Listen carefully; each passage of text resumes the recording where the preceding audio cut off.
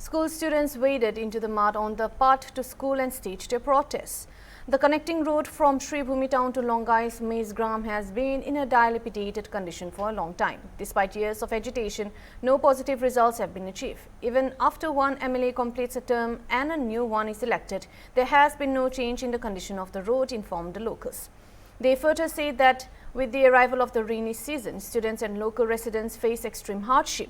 Travelling to school through muddy roads and commuting to town for work becomes very difficult for others. Therefore, on Wednesdays afternoon, local peoples and students were compelled to protest by sitting in the mud itself, demanding immediate repair of these roads.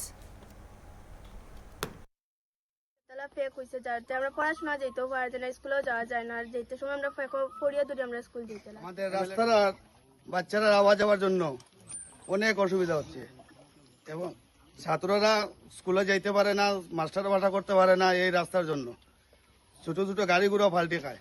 আজকে সকালবেলায় ওইখানে একটা টুকটুকি পাল্টে খাইছে।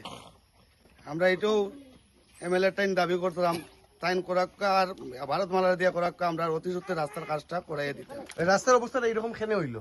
এটা একজন ভারতমালার কাজটা start করার পর থেকেও আমরা রাস্তায় এরকম কাজ শুরু হয়েছে। কতদিন থেকে এই অবস্থা? এটা অনেক দিন থেকে ভারতমালার কন্ট্রাক্টর সাব কন্ট্রাক্টর তারা কয়, তারা কর্ম কয় আর কাজ করে না।